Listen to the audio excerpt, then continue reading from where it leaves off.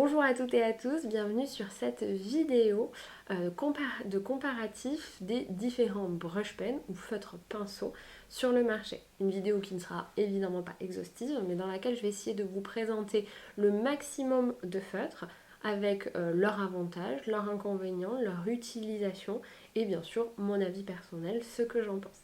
N'hésitez pas dans les commentaires à me laisser votre avis également si vous connaissez ces feutres, à me faire connaître d'autres feutres, me demander d'autres tests comparatifs. Je serai ravie d'en découvrir plus grâce à vous également. Pour commencer, une mini aparté sur qu'est-ce qu'un brush lettering, qu'est-ce qu'un brush pen, pardon, qu'est-ce qu'un brush pen, qu'est-ce qu'un feutre pinceau. Eh bien, c'est un feutre qui a une pointe flexible que l'on va appeler donc pointe pinceau.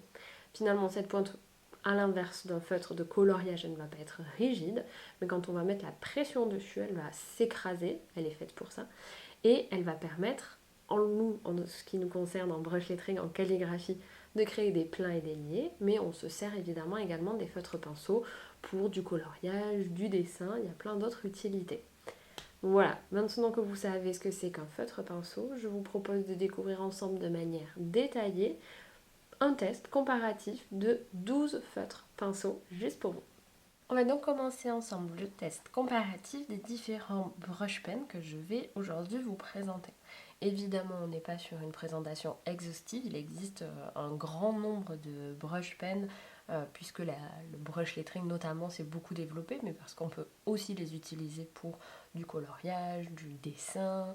Voilà, donc c'est un produit qui se développe beaucoup. Moi, je vais vous présenter les principales grandes marques que je connais et que j'utilise. Comme ça, je peux vraiment vous faire un retour honnête dessus. N'hésitez pas à me dire en commentaire si vous connaissez d'autres marques, votre avis à la fois sur les feutres que je vais vous proposer, mais également si vous connaissez d'autres marques que vous me conseillez d'essayer par exemple, ou pour lesquelles vous seriez curieux ou curieuse d'avoir un test filmé. Je serais ravie de pouvoir filmer ça pour vous, tester ces nouveaux produits pour vous. On va donc commencer. Je vous montre juste rapidement les feutres sur lesquels on va travailler. On va commencer par les feutres à petite pointe. Ça, si vous connaissez mon blog, je vous en ai déjà parlé. Les Tombow Fudenosuke et les Pentel Brush Thin Pen. On va commencer par eux. Ensuite, on passera sur les feutres à pointe moyenne.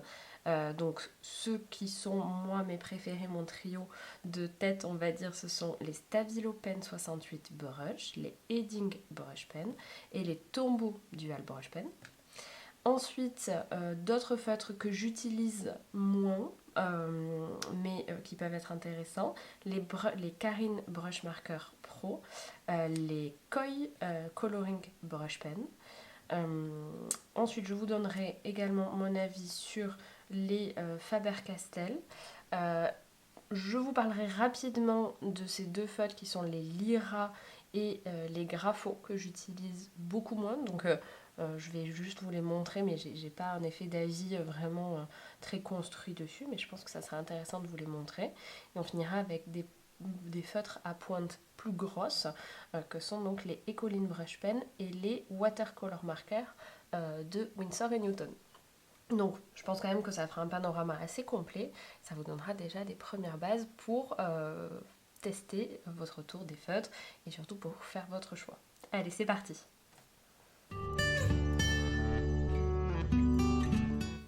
On va donc commencer ce comparatif avec deux feutres à petite pointe que je vais vous présenter. Vous avez un comparatif vraiment détaillé par couleur avec les couleurs principales de chacune des marques sur mon blog. Je vous mettrai évidemment le lien dans la description. N'hésitez pas à le consulter, il est bien détaillé.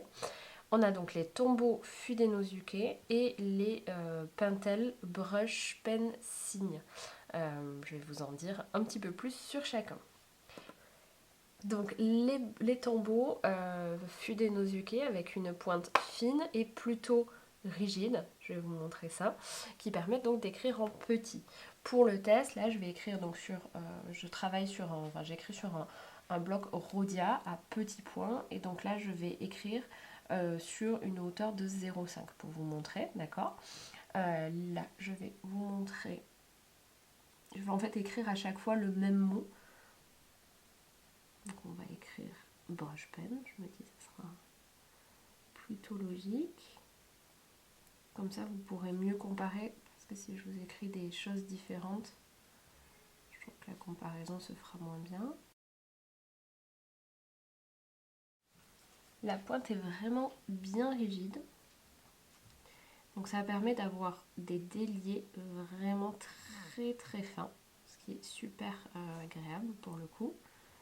En revanche, il faut bien aller très lentement quand on les utilise pour laisser le temps à la pointe de se remettre correctement, d'accord? Et il ne faut pas avoir peur du tout d'appuyer à fond sur la pointe pour avoir vraiment toute la largeur de celle-ci. Sinon, on a quelque chose de trop léger. Donc, voilà pour notre premier. Ces tombeaux Fudenosuke, ils existent en 10 couleurs classiques, on va dire les couleurs de base, et également un set de 6 couleurs néon. Il faut savoir que en termes de prix, pour le set de 10 couleurs sur le site de Tombow, on est à 30 € pour les 10, donc à peu près 3 € l'unité, qui reste un bon rapport qualité-prix pour ce type de feutre. En termes d'usure, honnêtement, il y en a que j'utilise depuis vraiment longtemps et ils ont vraiment une bonne résistance. Leur pointe fonctionne vraiment très bien. On passe maintenant au Pentel Brush Signe. Alors j'insiste sur le nom qui est un peu particulier parce que les Brush Signe Pen, donc c'est vraiment leur terme, leur nom, parce qu'il existe pas mal, une gamme assez large chez Pentel, donc il ne faut pas se tromper. Pour vous aider, ils existent aussi en fait avec une pointe rigide, mais ceux-là, ils ont un corps qui est un peu pailleté. C'est comme ça que vous allez facilement les reconnaître. Leur pointe est donc assez proche de celle des tombeaux, bien qu'elle soit un petit peu plus épaisse, moi je trouve, un petit peu plus grande enfin, quand on la regarde comme ça. Et vous allez voir que de toute manière, le rendu est lui aussi légèrement plus grand, d'autant plus qu'elles ont tendance à ramollir un peu, si on peut dire ça comme ça, avec l'utilisation. Donc vous allez voir qu'elles vont devenir un petit peu plus molles. Elles sont beaucoup plus flexibles finalement que les tombeaux. Du coup, moi je les trouve quand même super agréables. Mais il faut avoir la main assez légère parce que sinon on peut se retrouver assez vite avec quelque chose qui fait, avec un feutre qui fait un peu plus de pâté. Donc il faut là encore toujours avoir la main bien légère. Si vous avez tendance à avoir la main un peu lourde, les tombeaux peuvent peut-être plus vous convenir. Donc, vous voyez, on arrive sur un résultat assez similaire, bien que donc les Pentel soient légèrement quand même, moi je trouve, légèrement plus épais. À vous de voir ce que vous préférez comme type de feutre. Les deux sont vraiment très bien. Je continue mon comparatif avec les 3 feutres que je vous conseille vraiment d'avoir, qui sont moi mes préférés. Je vous conseille d'en avoir au moins un de ceux-là. Donc c'est parti, on va regarder ça ensemble. Les Stabilo Pen 68 Brush, donc c'est la marque Stabilo que vous connaissez certainement. Ils ont sorti leur gamme de Stabilo assez récemment, alors bien que maintenant ça doit faire quand même plusieurs années, mais c'était un peu les derniers à arriver sur le marché et vraiment leurs Stabilo leurs feutres pinceaux sont vraiment super agréables. Ils ont des belles couleurs, on a 19 couleurs en tout, différentes, donc qui sont vendues dans différentes pochettes. Il y a des kits un peu, enfin des pochettes différentes de différents nombres, mais vraiment très agréables les Stabilo. Donc c'est parti, j'écris toujours la même chose. Donc là je vais plutôt, comme on est sur, on va être là sur des feutres à pointe, comme là on est sur des feutres à pointe moyenne, je vais plutôt écrire sur 1 cm de hauteur et non plus 0,5 comme je l'ai fait jusqu'à présent.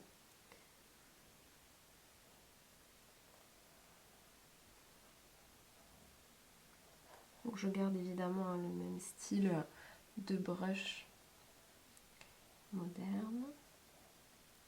L'idée c'est vraiment ensuite qu'on puisse comparer les différents rendus. Donc on le voit, hein, une pointe flexible mais pas trop, qui permet d'avoir des beaux déliés qui se maîtrisent vraiment bien et qui permet quand même d'avoir voilà, un contraste entre plein et délié super intéressant.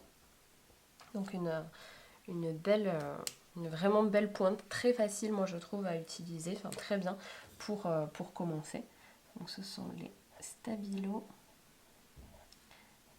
Pen 68. Attention, il faut bien qu'ils soient brush parce que je crois, si je dis pas de bêtises, qu'il existe les Pen 68 qui ne sont pas brush. Donc faites attention. En tout cas, le corps de votre feutre doit être blanc pour un repère parce qu'ils existent aussi en version pas brush avec une pointe rigide. Donc cela très bien pour débuter. On continue avec les Edding Brush Pen. Edding Brush Pen que j'aime aussi beaucoup. Moi, c'est ceux que j'ai eu dans les premiers feutres vraiment que j'ai utilisés. Une pointe assez proche de celle des Stabilo, bien qu'elle soit légèrement plus petite, mais légèrement plus grande, bien qu'elle soit légèrement plus grande comme ça quand on la regarde, mais c'est vraiment juste visuel. Ils existent en 20 couleurs, donc des couleurs assez différentes des Stabilo pour le coup, donc c'est que ça peut être intéressant puisque c'est assez différent. Hop, pareil, je me lance dans mon comparatif. Alors je trouve en tout cas que la tenue dans le temps des deux types de feutres sont vraiment très bien. J'ai surtout, pour être honnête, je teste surtout les Edding puisque je les utilise en atelier, donc ils sont pas mal utilisés. Et franchement, ils ont vraiment une bonne résistance. Mais voilà, les Stabilo aussi ont une bonne résistance. Donc les brush pen Edding qui sont un petit peu plus peut-être légèrement plus flexibles. Alors c'est vraiment à la marge. Moi je trouve qu'ils sont voilà, vraiment similaires. On peut bien les comparer. Donc ça ce sont les Edding brush pen. Donc ça c'est vraiment les deux types de feutres. Hop, là non c'est 1340. C'est vraiment les deux types de feutres que je vous conseille d'avoir. Ils existent tous les deux. Alors, plutôt en pochette, je ne pense pas à l'unité. Ils vont peut-être être trouvables sur Internet. Mais sinon, ensuite, vous allez plutôt les trouver en pochette. Mais n'hésitez pas à les utiliser.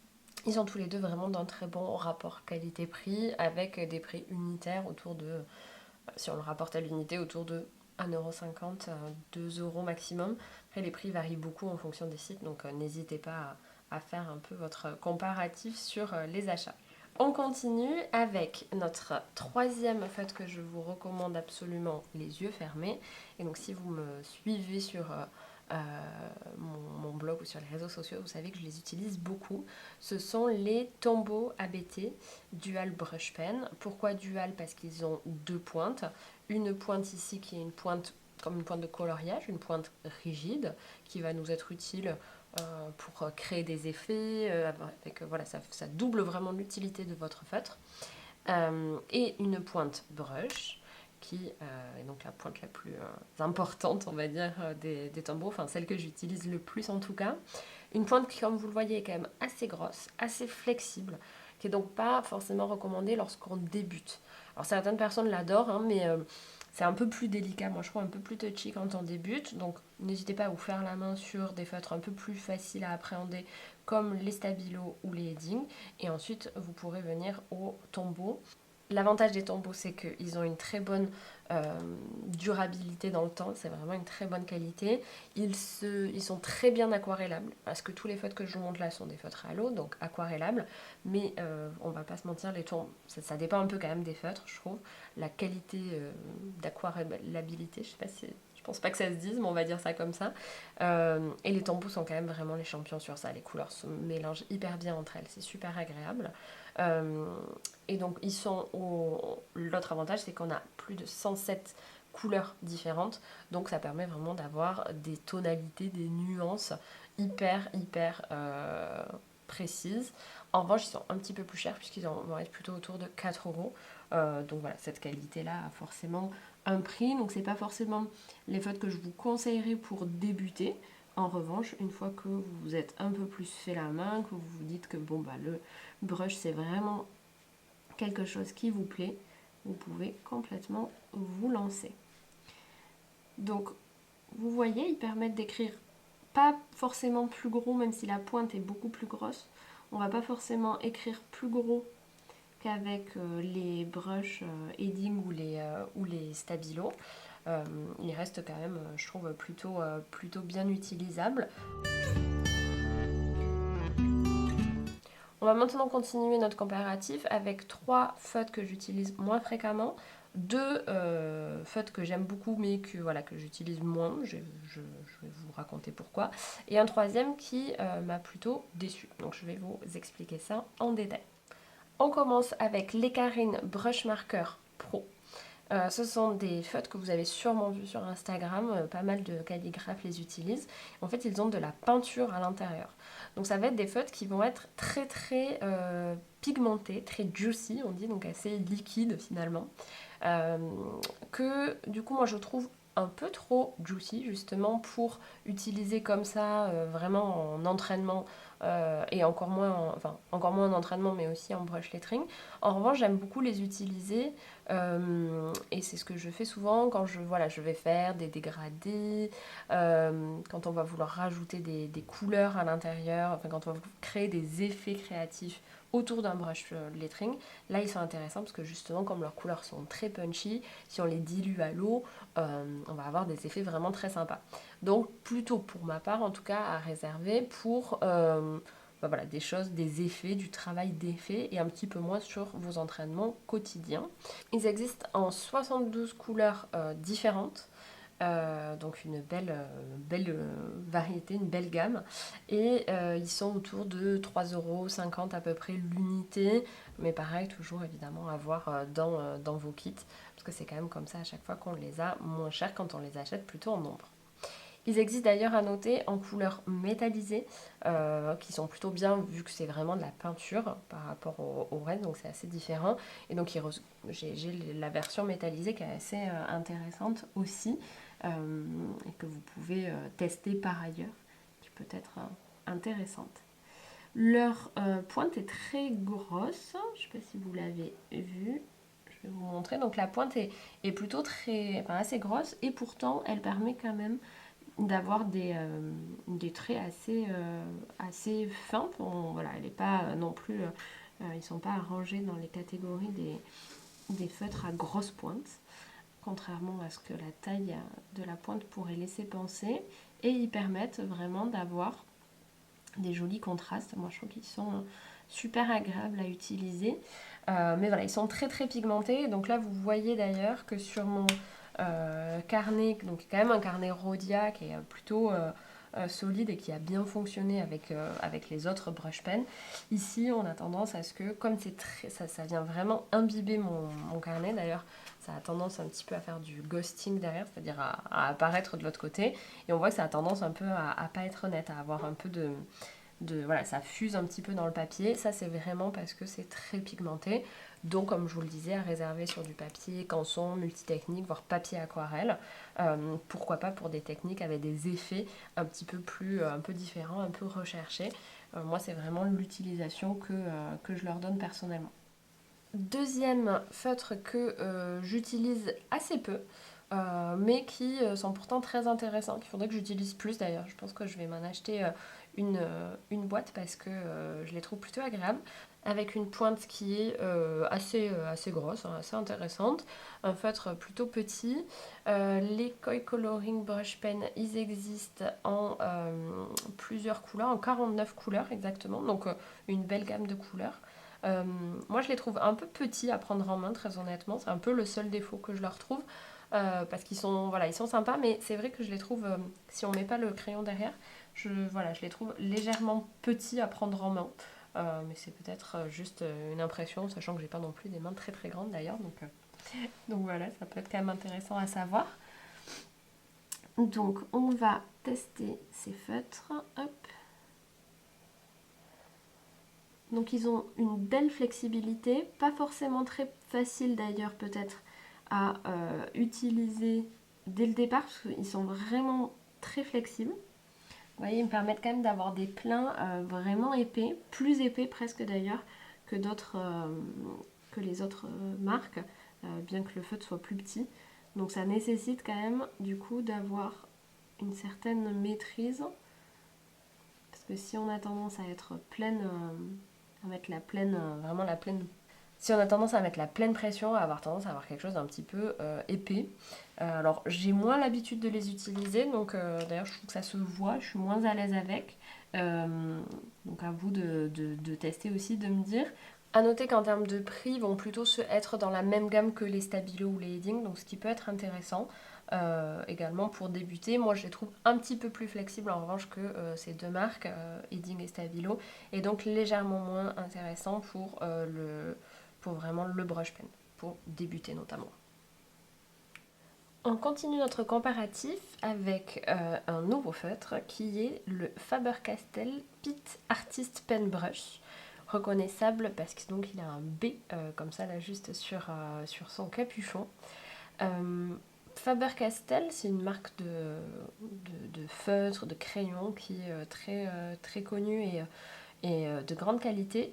En revanche, je dois dire que je suis assez déçue de ces brush pens. Donc c'est pour ça que je vous en parle pour que vous le sachiez, mais moi c'est pas une marque que je vais recommander. Leur pointe est très fine, donc ça peut être un peu perturbant. Mais au-delà de ça, moi je la trouve en soi, pourquoi pas. Mais je trouve surtout qu'elle s'abîme très vite. Pour tout vous dire, j'avais commencé avec le brush lettering vraiment avec ces feutres-là. Et en fait, la pointe s'émousse très vite et devient donc vite épaisse et moins à même du coup de faire des déliés. C'est un retour que j'ai eu d'autres personnes aussi, d'autres utilisateurs, que ce soit des élèves de certains de mes cours ou de mes stages. Donc voilà, vraiment, moi, c'est pas du coup quelque chose que je vous conseille. Je vous montre quand même le rendu. Alors moi, je les trouve en soi agréables à utiliser. Là, en plus, celui que j'utilise, il est neuf. Du coup, il est très bien. Mais voilà, comme je vous le disais, moi, je trouve qu'à la longue, au début, j'étais hyper enthousiaste pour ces feutres parce que je trouvais qu'ils étaient super, plutôt très agréables à utiliser. Ils sont quand même bien fermes, donc ça c'était super agréable. Mais au final, donc on le voit, le rendu est très joli. Mais en revanche, voilà, j'ai un doute sur leur durée de vie, ce qui pose quand même problème. Donc après, à vous de, évidemment, comme toujours, de vous faire votre propre idée. Il y a pas mal de couleurs qui sont disponibles, donc si vous avez envie de tester, n'hésitez pas. Pour les deux feutres suivants, donc les Lyra et les Graphos, je vais vous en parler, mais pour être transparente avec vous, ce ne sont pas des feutres que j'utilise beaucoup. Parce que voilà, j'utilise les autres et qu'on ne peut pas tout utiliser, donc je vais vous montrer ce qu'ils donnent, mais je ne serai pas à même de vous faire une vraie critique sur sur la durée, etc. Pareil, si vous avez des retours aussi sur ces feutres-là, n'hésitez pas à m'en faire part. Le premier que l'on va tester, c'est le feutre Lyra. Lyra, c'est une marque intéressante, d'autant plus qu'on est sur des tarifs assez corrects, autour de 2,50 €, 3 € l'unité, donc plutôt correct, sachant qu'on est là aussi, comme pour le Tombow, sur un feutre à double pointe. Donc une pointe rigide, pareil, comme Tombow, et une pointe pinceau. Donc on va tester ensemble la pointe pinceau.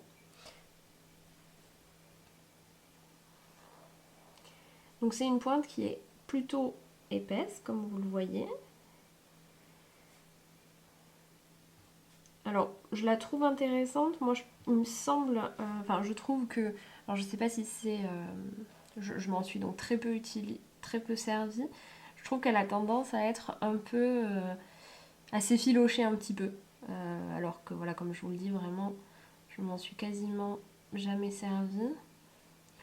Donc voilà, ça c'est mon retour comme ça, même si je l'utilise peu. Je trouve que voilà, sur certains endroits, on voit un petit peu le côté presque poilu, comme si la pointe n'était pas tout à fait lisse. Donc ça c'est quelque chose qui me gêne un petit peu. En revanche, pareil, n'hésitez pas vous à me dire ce que vous en pensez si vous connaissez cette marque de feutre. On a ensuite les feutres Graphos. Donc Graphos, c'est la version haut, du coup feutre à l'eau, feutre aquarellable des marqueurs graphite que vous connaissez peut-être, qui sont du coup plus connus dans leur version marqueur à l'alcool. Ici aussi, double pointe chez les Graphos. Alors pour le prix, alors je sais pas combien est-ce qu'ils ont de nuances à peu près, mais ils ont quand même une quarantaine de nuances. On passe maintenant au feutre Graphos. Donc c'est la version en fait à l'eau, marqueur à l'eau, feutre à l'eau, des marqueurs à l'alcool graphite que vous connaissez peut-être, qui sont un peu plus connus pour le coup. Donc également double pointe, une belle gamme de couleurs. Pareil, comme je vous dis, je les connais pas très bien, mais il me semble intéressant.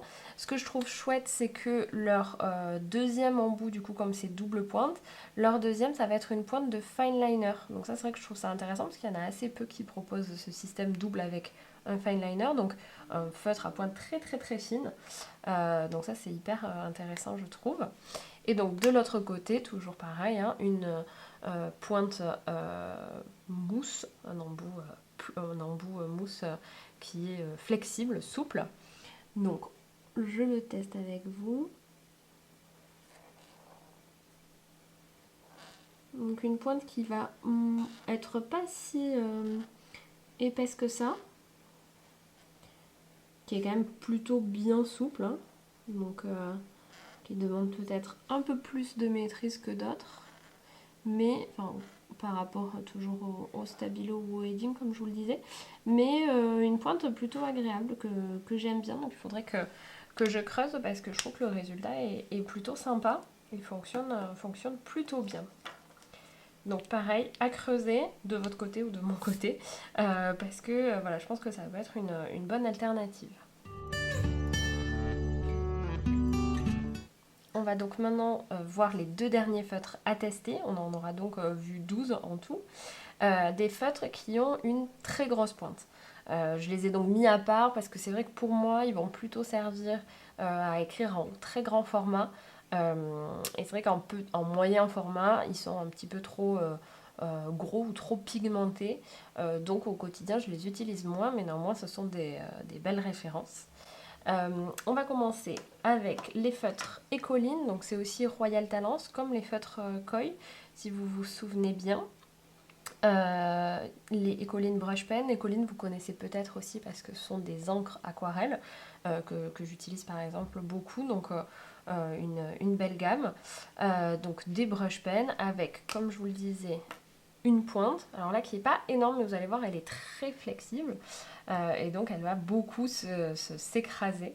On va avoir 60 couleurs sur ce brush pen là et il se mixe très bien avec l'eau, un peu comme les tombeaux, je vous en parlais, qui sont très aquarellables. Alors c'est parti, on va tester. Du coup, je vais écrire un peu plus grand. Parce que si on lui met donc sa pleine largeur, on est vraiment sur quelque chose de gros. Et vous allez voir surtout de très pigmenté, ce qui va faire que, comme pour mon carré de marqueur, on va avoir l'encre va avoir tendance à fuser. D'ailleurs, on voit ça fait une sorte de dégradé un peu naturel. Donc du coup, pour ça, je vais vraiment avoir besoin d'utiliser plutôt du Bristol, voire du papier canson, enfin quelque chose de très épais, pour pas que ça transperce ou que ça vienne un petit peu trop fuser. Donc ça, c'est un peu le défaut que je leur dirais. Je les aime beaucoup, je trouve que leur pointe est très agréable, mais il y a ce petit élément-là qui fait que c'est un petit peu moins facile à utiliser au quotidien, on va dire. Si vous avez envie de les essayer, en tout cas, sachez qu'ils ont un bon rapport qualité-prix parce qu'on les retrouve entre 2,10 €, 20 et 2,50 € selon comment vous les achetez à l'unité, en kit, etc. et où vous les achetez. On passe maintenant au dernier feutre dont je voulais vous parler, donc les Winsor & Newton, qui existent pareil en kit et à l'unité. Donc ce sont très exactement les Winsor & Newton Watercolor Markers. Attention parce qu'il existe des marqueurs Winsor & Newton qui ne sont pas à l'eau, hein, qui sont à l'alcool. Donc ne vous trompez pas parce que du coup c'est pas du tout la même utilisation. Ceux-là vont être quand même plus chers. Winsor & Newton, c'est une marque qui est assez réputée, qui est donc plus chère. Ils vont plutôt être autour de 5 €. Deux pointes également pour ce feutre-là. Une pointe pinceau, donc on va tester. Et ici, une pointe ronde. Une pointe un peu comme de coloriage qui pour le coup est super agréable, moi je trouve que j'ai pas mal utilisé. Donc sur notre pointe pinceau, on va tester ensemble. Alors je trouve qu'elle est très pigmentée, un peu moins grosse d'ailleurs que la version que les collines. Alors la mienne elle est un petit peu usée, donc c'est vrai qu'elle a légèrement tendance... On aurait peut-être légèrement tendance à pelucher, mais je l'ai quand même pas mal utilisée. C'est la seule d'ailleurs que j'ai... c'est le seul feutre que j'ai enfin c'est la seule couleur pardon que j'ai. Mais je l'aime beaucoup, enfin je l'apprécie bien. Vous voyez aussi très pigmenté, mais qui va moins fuser, que je trouve du coup plus net perso, que je préfère utiliser. Et qui je trouve donne un résultat assez correct, vraiment plutôt joli. Et surtout qui va être très facilement aquarellable. Donc attention, feutre pigmenté, mais très agréable à utiliser. Ça fait longtemps que je me dis qu'il faut que je l'achète davantage pour pouvoir les tester. Donc un dernier petit panorama de ce que nous nous sommes dit sur du coup tous ces feutres pinceaux. J'espère déjà que ce test vous a plu. Pour donc faire un rapide bilan, on a donc les Tombow Fudenosuke et les Pentel Art Brush Thin Pen qui ont eu donc une petite pointe et sont très utiles si vous avez envie de faire des choses comme du bullet journal, écrire sur un agenda tout simplement, des marque-places, des choses voilà, de petits formats. J'aime les deux, je vous conseille les deux. Faites essayez pourquoi pas l'un et l'autre pour voir ce que vous préférez. Mais en tout cas, c'est à avoir dans son petit nécessaire de calligraphie. Ensuite, moi, mes 3 coups de cœur, les 3 feutres que je vous conseille le plus, ce sont les Stabilo Pen 68 Brush, les Heading Brush Pen et les Tombow ABT Dual Brush Pen. Je trouve que les Stabilo et les Heading sont mes préférés pour débuter, c'est vraiment ceux que je conseille. Et les Tombow sont ensuite pour un niveau légèrement au-dessus, une fois qu'on a un peu pris ces marques. Mais voilà, leur gamme de couleurs et leur qualité font que je les conseille également beaucoup. Ensuite, dans les feutres que j'utilise un peu moins mais que je conseille pourquoi pas, les Karin Brush Marker qui sont intéressants mais très pigmentés, qu'il va donc falloir plutôt réserver à du papier très épais, à du blending, des techniques de ce type-là. Les Koi Coloring Brush Pen que je connais pas très bien mais qui me donnent plutôt envie de les utiliser. Ils ont un bon rapport qualité-prix et ils ont une pointe assez intéressante. En revanche, faites que je vous déconseille plutôt parce qu'il va pas bien tenir dans le temps.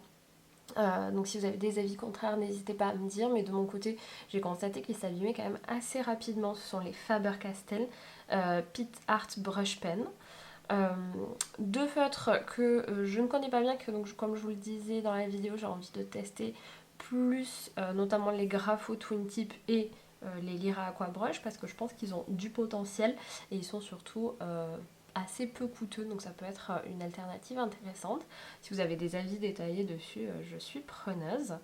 Et enfin, deux feutres qui ont quand même des plus grosses pointes, donc et qui sont très pigmentées, que je vous conseille donc de garder pour des utilisations particulières, que je trouve que j'apprécie, mais voilà, qui du coup sont moins utiles au quotidien et pas particulièrement pour apprendre le brush pen.